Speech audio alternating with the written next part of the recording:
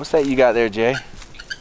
So, I don't know, it looks like a piece of ceramic or a brick or a rock. And I'm like, oh, that'd make a good tile for a turkey call. And then I just need a piece of wood, and of course, we're surrounded by palm and everything.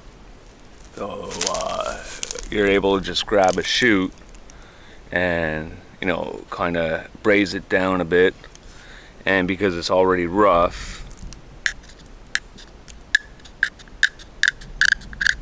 and I'm cupping my hands so it amplifies the noise a bit, because this is thick brush.